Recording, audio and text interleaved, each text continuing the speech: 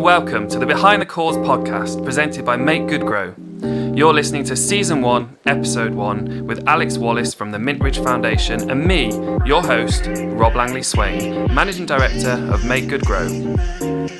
I'm really excited to be here today on the Make Good Grow Behind the Cause podcast with Alex Wallace from Mintridge Foundation. Welcome, Alex. Thank you very much for having me. It's really great to see you. Now, before we get started properly, I did send you a question in advance of today, didn't I?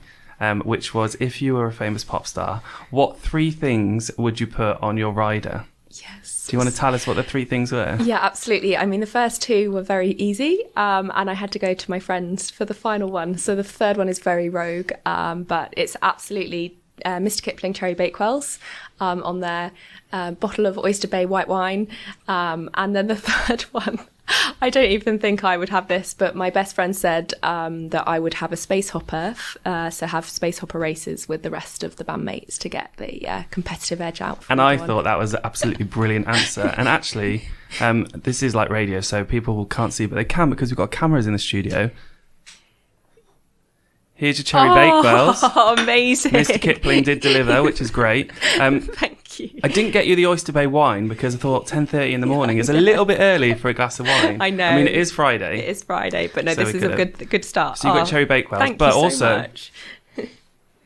Yes, and it's Peppa Pig. Peppa Pig Space Hopper. So Wow. what more could you want? Now, Thank you so much. there was a little issue with the sizing on the order. So I think it's designed for like a 2-year-old.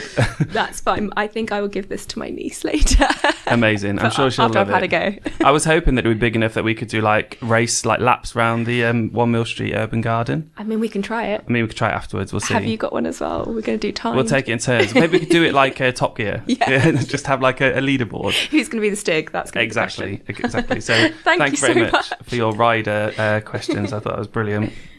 And enjoy the Cherry Bakewells. We'll maybe have one after we finish talking. Yeah, absolutely. Otherwise, like the chewing sound and It doesn't crumbs go down all on the over microphone. Yeah, it's not good. It's not good. Okay, so we'll get into it properly now. So I would like to know a bit more about Mintridge Foundation, if you're happy to share it with us. I think everyone listening would absolutely love to hear a bit about the organisation, what your mission is, things that you've got going on at the moment. So I'll hand over to you and you can just give us the details. Yes, absolutely. I love talking about it. So please tell me to stop if I'm going on too much. But we are a registered charity dedicated to supporting the physical and mental well-being of young people. And we achieve that through harnessing the power of positive sporting role models. So we have a team of professional athletes, Olympians, Paralympians and other sports stars that deliver mentoring programs across the UK, utilising their stories, their learnings, their journeys to be able to support the next generation of young people, whether that's to achieve their dreams in sport or to help them raise aspirations in other areas, or just to support them on their journey with their physical and mental well-being. So I'm very, very privileged in the area that I work and the people that I get to work with. That's awesome. And it's such a great idea as well to use the sporting role model element to kind of support young people in that way. It's your baby, isn't it? Yeah, it is. Yeah. So did you come up with the idea? Was it something that you kind of just noticed there was a bit of a gap or an opportunity? Or, how did you get to that point of starting it? Yeah, absolutely. It's definitely my baby, but it's so great to see the team that we've built and it's become their baby too. And I think that's so important for a small charity to have that passion element and that purpose, which I never thought we would achieve. I would achieve when I first came up with it. But in terms of the idea and the concept, I was an avid sports person growing up. I was very lucky in the family that I grew up with. I immediately found that love for watching it, playing it, just enjoying everything that sport brings. And I fell in love with hockey at the age of 6, following someone visiting our school. And I just thought, this is what I want to do. I absolutely love it. I love the buzz of it. I love the competitive element of it, and the skills. So I immediately made my aim to play for England from a very early age. And I went through the system. So I played for my club, for school, for the county. I vice captained the region. And I got to those England under-16 trials back in 2006, which is a long time ago now. And I didn't get selected there. And I really struggled after that. And I couldn't really comprehend why or how, because I'd never failed before.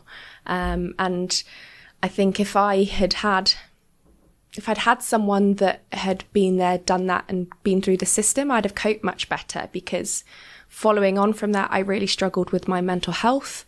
I really struggled with my identity. I was Alex, the hockey player, to everyone, but I no longer really enjoyed it, and I felt like I'd let people down and failed, and it was just all encompassing. And my family were very supportive, but they didn't know what to do when I'd failed, and they would take me to every match and so on, but they didn't know how to support in that sense. And I definitely think now, looking back, I was absolutely good enough to be there, otherwise I wouldn't have been selected. But it was the pressure that I put on myself internally that was what really made me struggle at those trials. So I think if I had had a mentor that had been there, done that, and been through the system, I'd have coped much better, and I'd still be playing hockey today in any capacity, which I'm not. So that was really a big focus of Mintridge. But So you're not playing hockey at all anymore? No, oh, wow. no. Okay. But I still call myself a hockey girl deep down. But through everything that I'm doing with Mintridge and through creating new role models for young people, I feel like that's been a huge coping mechanism and healing process for me. And it just wasn't there. And equally on the other side of the equation, when I was growing up as a young female athlete, I didn't really know who women's sports stars were. They just weren't in the media. They weren't there. I didn't have relatable role models. I mean, my female role models were the Spice Girls. Hence, that's not a bad choice. No, absolutely not. That should have been one of my questions. If you were going to be a Spice Girl, which Spice Girl would you be? I would have been Sporty. Obviously, of course. Oh, baby. But I mean, that was when you asked me the question about the rider, I was like, what would the Spice Girls have? So that was a big thing for me, in that my role model was Johnny Wilkinson, but I'm not male and I didn't play rugby. So now with Mintridge, we have such a diverse team of athletes that they are relatable to every young person. They can find someone on our team that's from a similar background, a similar ethnicity, similar upbringing, disability, able-bodied, that we can say, look at what they achieved. You can do exactly the same too, whether that's sporting or otherwise. So that's been the real focus and the drive behind Mintridge, having those relatable role models. That's amazing. And how many sports professionals do you have as your mentors? We have a core team of 40 athletes now, which is unbelievable when I look back to 2015, and I was sending Twitter messages saying, hi, I'm Alex, this is my harebrained idea, will you come on board? And now to have athletes coming to us because they want to utilise their platform, they want to give back to the next generation is really powerful and really rewarding. We're helping them as well as them helping us. That's amazing. And is that from across all sports? So yes. Really broad? Yeah, absolutely. I'm learning so many new sports through working with Mintridge. I've found a newfound respect for archery, judo, just sports I'd never found before. Wheelchair basketball, the hardest sport out there. Is it? And I love wheelchair basketball because it's a complete level playing field. Able-bodied and disabled athletes can play together. Quite a few schools have wheelchair basketball as a sport that they do in schools as well, don't they? Yeah, and when we take it in, it's just the energy and the change in perception around disability as well for children as young as 5, 6, 7 up to 18. I think it's really an amazing sport. Yeah, I used to work in the venue where we hosted the World Wheelchair Basketball in Birmingham. And it's not a funny story at all, actually. It's disastrous planning at the time. But they had all of these wheelchair teams, and the warm-up area was in the lower ground level. And the competition courts were on the first floor in the main arena, and there was only 2 lifts. And in each lift, you could only get 2, players in their wheelchairs into the lifts at a time. So getting the teams up and down to the playing court for the games was just absolutely horrendous. It took like 10 minutes to get the two teams up and ready to be on the pitch or whatever. No, everything is changing as well now. And Jordan, our wheelchair basketball ambassador, told me a story this week about how they had a last minute entry into a tournament abroad. And it's not as simple as, right, let's book your flights, let's go. It's, right, we've got a team of however many athletes with the support team, plus all the wheelchairs, plus their sports wheelchairs as well. I was going to say, because they have at least two wheelchairs each, don't they? Yeah, exactly. So it's a minefield, and just great to see how venues and other areas in life are opening up to that idea too. Yeah, absolutely. And I love the fact that the sports professionals are really engaged and they really want to do it as well. I've just come from working for a national charity where we had 3 sports stars that were ambassadors for the charity, but were also adopted because it was an adoption charity, and they were like our most passionate kind of mentors and people that were prepared to give their profile to support the organisation. I completely embarrassed myself with one of them as well. So we were doing a webinar and Jamie Bolsh, who's a runner, sprinter, was in the Olympics in 1996 and I think 2000, and also world champion twice. I, growing up, was a bit like you. I was an athlete. I was a keen runner, never quite got to where I wanted to get to, but I used to have Jamie Bolsh's picture on my bedroom wall, and I had all the newspaper cuttings from the 1996 Olympics. That was like the year that I was really like into athletics on my wall. So when I was interviewing him in this webinar, like literally this was only 2 months ago, I was like, Jamie, is it really bad to tell you that you were on my bedroom wall when I was 13? And he was like, all right, Rob. Like, just fanboyed on him a little bit too hard, I think. Oh, no, absolutely. You're allowed to do that, because I talk about Johnny Wilkinson being my role model, and I'm not even ashamed to say that my email address was johnnywilkinsonmad@hotmail.com. It still is. No, it would be now if I probably didn't want to go down a professional route. And is Johnny on your programme yet? No, but I feel I've shared that he was my role model so much that he must be. Johnny, if you're listening. Yeah, exactly. Go on, just get in touch. Yeah. I mean, again, he's just the epitome of what an athlete should be and should showcase. And I think we need to make that happen. That is. We'll start hounding Johnny until he signs up. Yeah, definitely. This is all about me, remember? No, I love that, and I love the whole idea behind Mintridge Foundation came from your personal experiences and kind of, what you had felt growing up and hitting that kind of peak in your sporting career as a 16-year-old or however, I think you said it was under 16s, wasn't it? Yeah. And actually years later you're going, this is actually, I can fix this problem. Yeah, and I think as well, as I said earlier, it's definitely been a healing process for me. But I remember at the time thinking there wasn't much around mental health or mental health awareness. And I remember thinking, do I have depression, which I was actually later diagnosed with?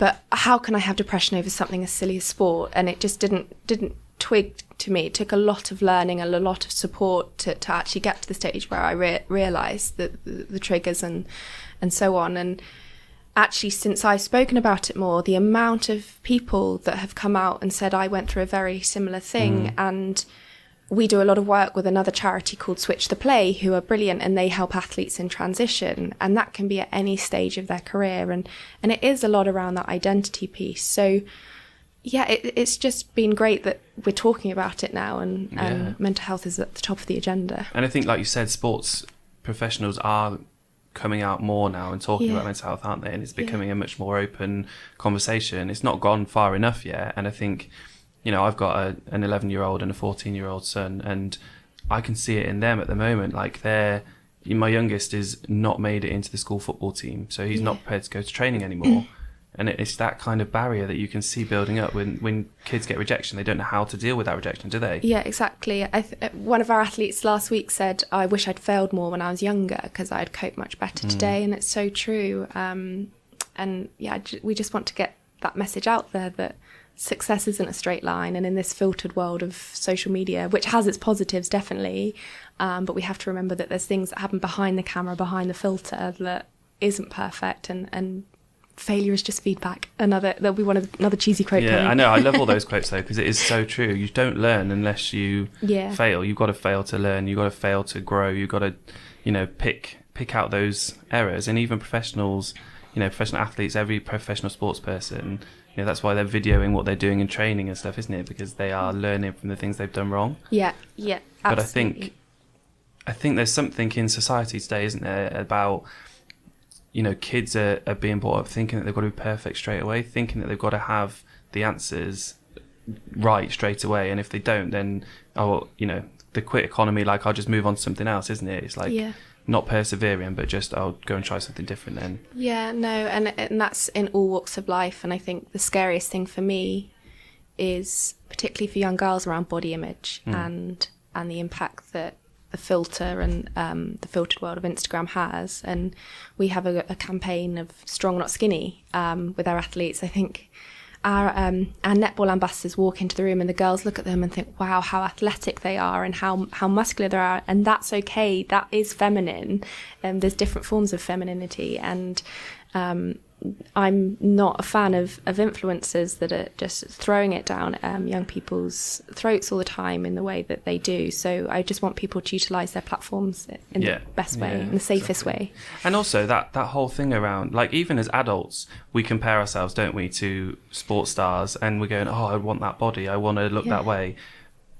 Tom Daley, amazing, but he's in the gym and he's training 8 hours a day. Like, that ain't never going to happen for me. Like, you're not going to see me in a pair of Speedos, and I'm not going to be at the gym 8 hours a day. Are you going to be knitting like Tom Daley, though? I mean, I'd like to have a crack at it. Yeah. I'd be really interested to know how many people took up knitting after this year's Olympics. Yeah.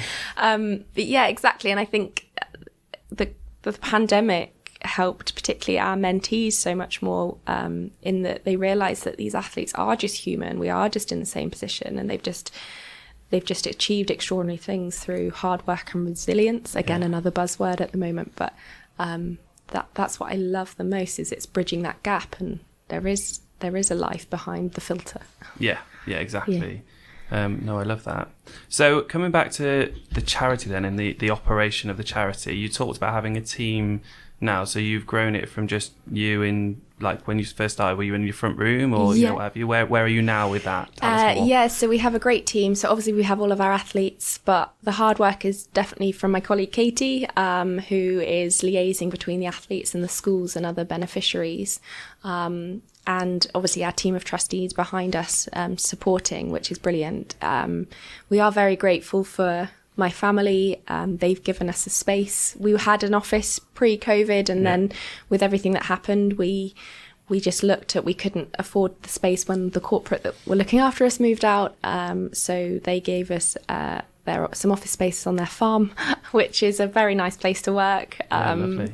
Lots of blue sky thinking on walks and so on. Do you have goats on the farm? No goats. We've got cows and turkeys. Okay.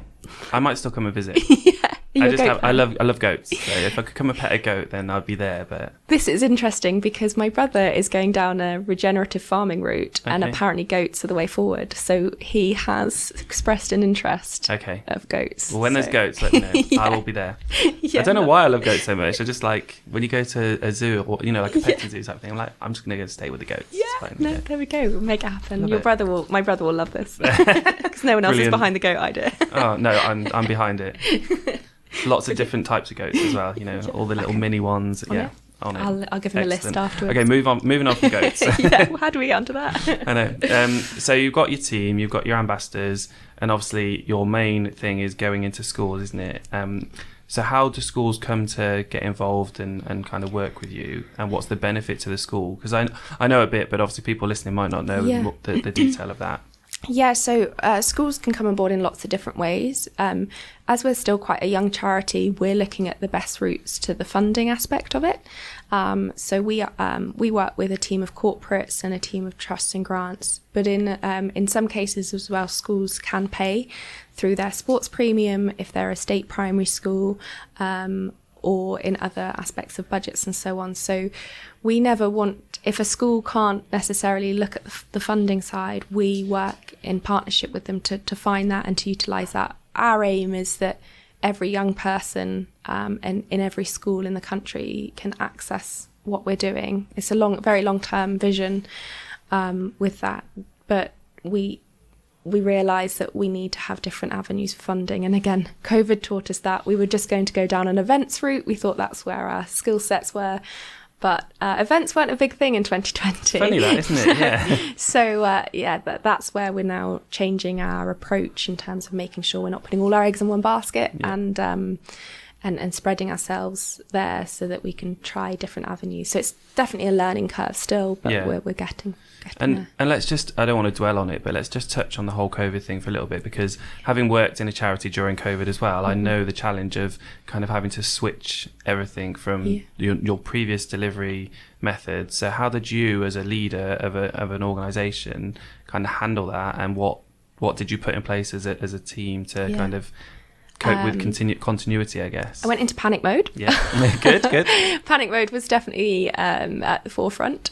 And then as we took a step back about it, we thought, right, what do we have? We can't control anything that the government are doing or announcing. We can't control that we can't go into the schools. What we can control is the fact that our athletes aren't competing at the moment. So we actually have a lot more of their time, and it enabled them to engage with the charity in a very different way to what they usually can. So every cloud in that sense. But we did turn to the virtual world, and we did deliver because arguably young people are going to be the most impacted post-pandemic.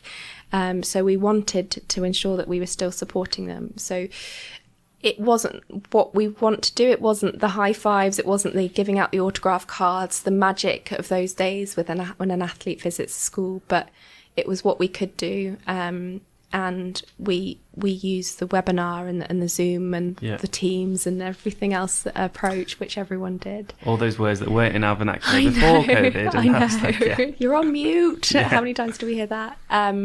Which it definitely had a purpose, and it now has a purpose moving out, because we've seen that it did work, not as a full-time approach, but blended webinar series for schools and so on. So it makes it more affordable because we don't have those travel costs. We found it difficult when the schools returned, because we as external visitors weren't allowed in, and the virtual fatigue was very real at that stage.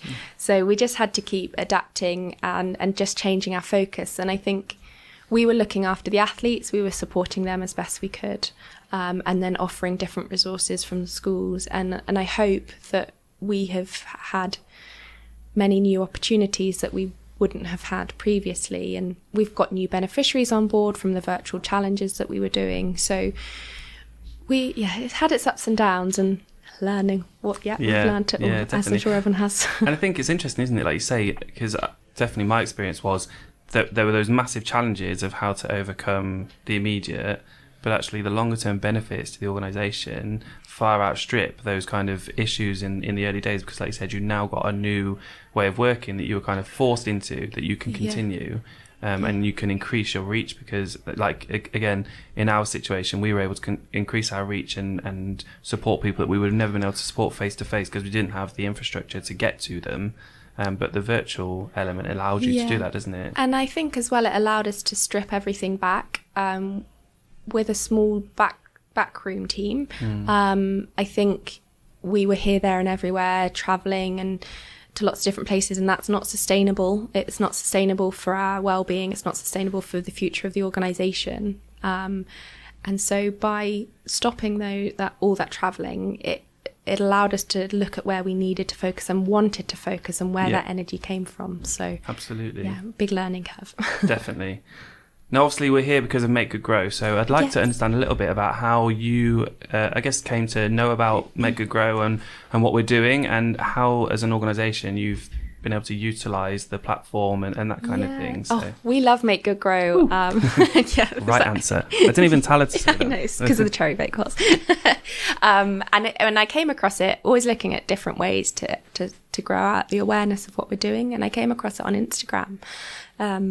And just had a look, and we're constantly looking at how we can grow what we're doing, but the budget, the funding is always the area that I struggle, and I want to take the leap, but don't necessarily want to take the risk in lots of cases. So to come across something where I could say, this is our exact focus, this is where we are lacking those expertise, and have an organisation that can find us someone that we can do, that we can move forward with it, was fantastic. And yeah, we've definitely reaped the rewards from that. And that is ongoing. It's definitely an ongoing relationship.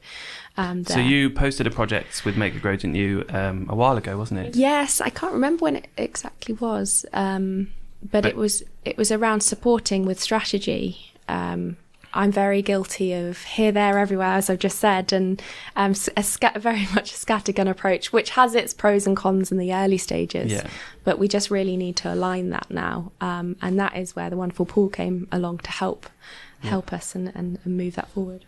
So you got a passion here in Paul from the NEC group, yeah? Yes. Yeah. And that relationship, like you said, it's actually continued beyond what the initial project was for as well, which is fantastic, because well, you can say what the benefits of that are, but yeah. Yeah, I think the initial call was very much a whistle stop of this is what we do, this is what we want to do, and Paul could immediately see. He resonated with it. I remember he said on that first call that sport, like music, is classless, and it has that level playing field, which is exactly what we want to showcase. So immediately having that buy-in and that support allowed us to get new contacts. Paul introduced us to in different areas, so areas that he didn't necessarily know the route to go down. He knew somebody that would, and I think the biggest thing for us so far has been help with trusts and grants and bid writing. Again, a skill set I definitely don't have, but through Paul's work with a musical charity, he introduced us to the charity, and they've introduced us to somebody that is now supporting us write our trusts and grants, and letters and so on, and just what works and what doesn't work. As I'm sure you can tell, I'm guilty of just saying everything I can, but actually just reducing word counts, what to take out, what to put in. We're getting that support on an ongoing basis now from an organisation called Mogan and Mogan. So amazing. Yeah, that's just one small example of it. Yeah, no, that's brilliant. And I think as well, like you sound like you're being a bit hard on yourself when you say like you're a bit scattergun and all that. But it takes, you're a leader in an organisation that wouldn't be there if you weren't there. You know, it wouldn't exist if it didn't have your energy and enthusiasm and your scattergun approach, or whatever you want to call it. Like, you have created it, so that must feel pretty awesome every morning to get up and know that. Yeah, it does, and I think it goes back to what I was saying at the beginning of how much I struggled around when I lost that Alex the hockey player identity. And I didn't get that England cap, everything that I worked towards. Actually, when I get an email from a parent, or I get notified that one of our students is competing for Great Britain, I had one negative experience, but now I'm on the road with so many more, and watching it from the back seat and enjoying it. So yeah, it is wonderful. You're like a proud parent for all of those people that are working through this. That's so nice though, isn't it? So did you always think that you would be working in the third sector and working in a charity environment?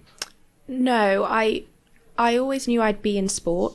I think I knew that from an early age. And I think I'm from a very entrepreneurial family. So my dad has his fingers in so many pies, nothing to do with sport, property and farming, so not my bag at all. But I think people keep saying, I was 24 when we started Mintridge.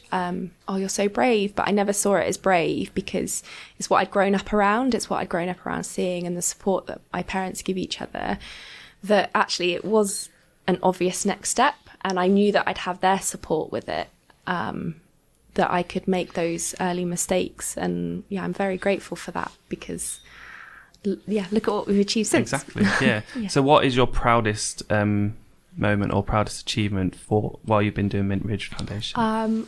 Such a tricky question. There's two sides, I think.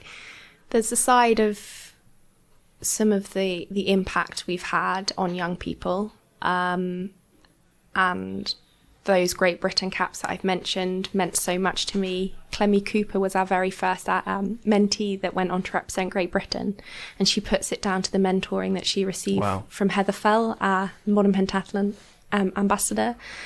So that was a real wow moment, and this is working. This one-on-one approach, this real legacy is there. On the other side of the equation, we work with two sisters who were left paralysed in a car accident, and they didn't enjoy sport after that. They felt there was a focus on them in PE because they felt very insecure, and we went in with wheelchair basketball, and their classmates were on a level playing field, and they were laughing and joking for the first time in 2 years since their accident. And Jordan Jarrett Bryan mentored them for 6 months afterwards, and they've now joined an inclusive archery club. So they're really proud moments for me, from within and the internal side that we get to experience on a weekly basis. And I love that as well, because it's so tangible that you can see that benefit. Like, you're working with these young people and you can see the output, and it's quite a quick turnaround as well in that sense, isn't it? Like 6 months after mentoring, and they've joined a club and they're actually seeing life in the world in a different perspective to how they were before. Like, that's an incredible impact. Yeah, it is. And I think that gives me real confidence, because we don't know all the impact that we're having, because we might go into a school for a day, we might work with students for 6 months, but we can't get the feedback from every child's parents or every child's carer that what they've gone on to join a judo club, and I think that's really exciting that we don't know it, and to move forward from there. So yeah, that's one side of the success. And then the success we've got in terms of national recognition, just putting us on the map in terms of what we are trying to achieve and where our focus is. So, yes. Excellent. I love that. Yeah. So what do you think your biggest challenge is at the moment, or in the near future, for Mintridge Foundation? I think challenges at the moment are staffing. I think the approach that we have, we do like to have that ongoing support from the very start of the process through to being on the day, through to the support afterwards that the backroom staff give. And I never want to change that approach, because it's why the athletes love working with us. It's that support that every individual and every stakeholder gets. But it does mean that it's harder to grow, because it reduces time available for other areas and the development side. So that's definitely a challenge, alongside, as every charity says, the funding side. Yeah, which again is why an organisation like Make Good Grow is brilliant, because it allows you to find those individuals that you couldn't necessarily afford to have, but would give their time up and support you. So yeah, everyone has to just work together. Absolutely, yeah. Okay, well, I'm conscious of time, so we're going to start to wrap things up. What would you, obviously we talked about your younger self a little bit and how you came to Mintridge Foundation being formed, but what would you tell your younger self now, if you could go back and speak to her at 15, 16 years old? It's so difficult, because if I didn't have that negative experience and I didn't struggle, I wouldn't be doing what I'm doing today and loving.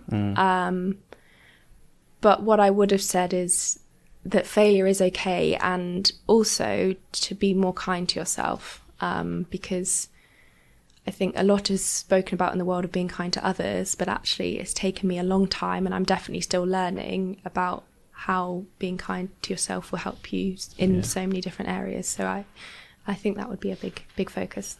And while we're giving advice out, what would you say to other people who are just starting out in their career in working in the third sector, or if they've got an idea, like you had your idea back in the day, like what would you say to them? Go for it. And I think the biggest worry for me when I started was, how am I going to have a salary? How am I going to have an income when I first started? But actually, I just stripped it back. What can I do? And what I could do was, I was a qualified sports coach at that time. So in the evenings and afternoons, I was coaching sport, so I could have that income coming in, and I was focusing on Mintridge in the day and the daytime. And there's trusts, there's grants out there that support ideas and areas. The Prince's Trust were incredible with support. So I never want a good idea to be put to one side because they feel that the income, which is obviously so important, isn't there. And I always think about a good friend of mine, Yinka Ilori. He's an incredible British Nigerian designer. He he designed the Brit Awards this year, which is just phenomenal. And I've actually just brought some wallpaper of his for the downstairs loo, which is big arguments in our marriage, but that's another side note. But looking back to where he was when he started, and he was working between jobs, but he never gave up on that vision, and it's just paid off massively. And that's not the charity sector, that's in the business sector, but it's all the same. Charities and businesses work very similarly. You've just got to hustle, isn't it? It's the hustle. Yeah. It's the hustle. And I read an article yesterday about the Gymshark founder, and he's 29, and I dread to think how much he's worth, but a lot. Yeah, he is. But again, it was that side hustle that he had, and he never stopped, and he made the mistakes. He leads with authenticity, and I think he used the term winging it, which again is what I said earlier. I went into panic stations. We'd never experienced that before. Fake it till you make it, and all of those.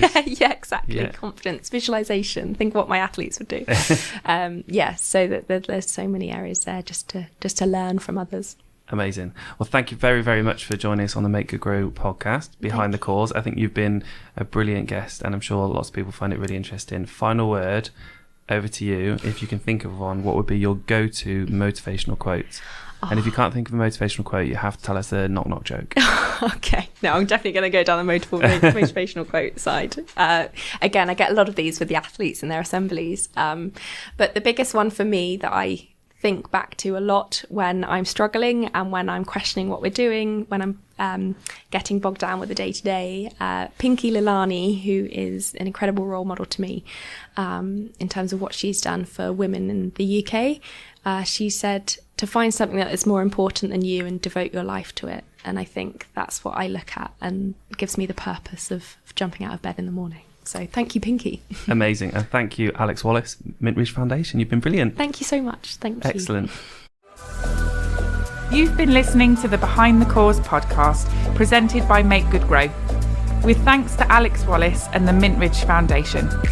For more information about Make Good Grow, the Mintridge Foundation, Alex's Brothers Goats, and anything else related to the Behind the Cause podcast, simply visit makegoodgrow.com/podcast. We'll be back soon with episode 2 with another insightful and inspiring Behind the Cause story. So stay tuned, subscribe, and don't forget, if you're from a good cause and would like help from the Make Good Grow team and our Passioneer community, visit the website and sign up. If you think you could be a future Passioneer too, we'd love to hear from you. www.makegoodgrow.com.